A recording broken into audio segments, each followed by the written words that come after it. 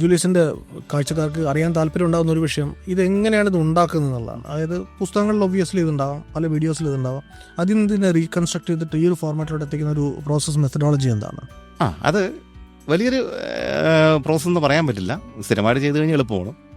നമ്മൾ പ്രധാനമായിട്ടും ആശ്രയിക്കുന്നത് പുസ്തകങ്ങളെ, ജേർണൽസ്. ഇപ്പം ഒരു കപ്പൽ യാത്രയാണെങ്കിൽ ആ കപ്പിത്താൻ്റെ ലോഗ് ബുക്ക് അതൊക്കെ നമുക്കിപ്പം നെറ്റിൽ അവൈലബിൾ ആണ്, നമുക്ക് കാണാൻ കിട്ടും. പക്ഷെ അത് വായിച്ചെടുക്കാൻ ഭയങ്കര ബുദ്ധിമുട്ടാണ്.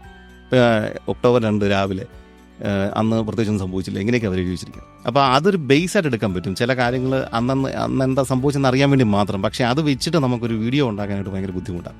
പക്ഷേ ഇത് വായിച്ചിട്ട് വേറെ ആളുകൾ ഇത് വായിച്ചിട്ട് കുറച്ച് ആധികാരികമായിട്ട് ചില ഹിസ്റ്റോറിയൻസ് ബുക്സ് എഴുതിയിട്ടുണ്ട്. അപ്പോൾ ഇത് രണ്ടും കൂടെ വായിച്ച് കഴിയുമ്പോഴത്തേക്കും നമുക്കുള്ളത് കിട്ടും.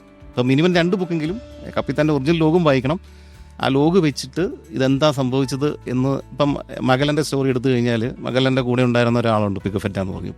അദ്ദേഹം ഒരു വലിയ നീണ്ട സാധനം എഴുതി വെച്ചിട്ടുണ്ട്. അത് വായിച്ചാൽ നമുക്ക് ഭയങ്കര ബുദ്ധിമുട്ടാണ് വായിച്ചെടുക്കാനായിട്ട്.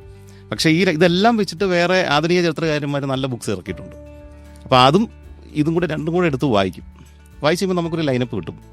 ഇതെങ്ങനെയാണ് ഈ സ്റ്റോറി നടന്നിട്ടിരിക്കുന്നത്, ഇതെങ്ങനെ ഈ സംഭവം നടന്നത്, എവിടെ നിന്ന് ഇറങ്ങി, എങ്ങോട്ട് പോയി. അപ്പോൾ ഈ ഒരു ഭാഗം വെച്ചിട്ട് ഞാൻ എൻ്റെ മനസ്സിൽ ഈ യാത്രയൊന്ന് കാണും.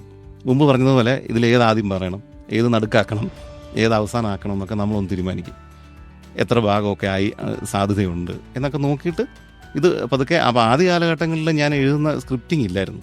ഈ പിയർ ബക്സൊക്കെ വെറുതെ നിന്ന് പറയും. അത് ആ വീഡിയോ കേട്ടാൽ അറിയാം. ഞാൻ ഇടയ്ക്ക് മുക്കുകയും മൂളുകയും ഒക്കെ ഗ്യാപ്പൊക്കെ ചെയ്യുന്നുണ്ട്. കണ്ടമാനം ആലോചിച്ചിട്ടൊക്കെ പറയുന്ന ഒരു ഭാഗമാണ്. പക്ഷെ അത് കണ്ടമാനം ഈ ഗ്യാപ്പ് ഇടയ്ക്ക് വരുന്നതുകൊണ്ട് ആളുകൾക്ക് ഫോളോ ചെയ്യാനായിട്ട് ബുദ്ധിമുട്ടുണ്ട് എന്നെനിക്ക് മനസ്സിലായി. പിന്നെ അതൊരു അരമണിക്കൂറിനകത്ത് കുറച്ചുകൂടെ കൂടുതൽ വിവരങ്ങൾ ഉൾക്കൊള്ളിക്കാനും പറ്റും നമ്മളൊരു സ്ക്രിപ്റ്റൊക്കെ ചെയ്തിട്ട് വരുമ്പോൾ. എനിക്കതൊരു 100 വീഡിയോ കഴിഞ്ഞിട്ടാണ് ഞാൻ ഈ സ്ക്രിപ്റ്റിലേക്ക് വരുന്നത്, എഴുതാനായിട്ട് തോന്നുന്നത്.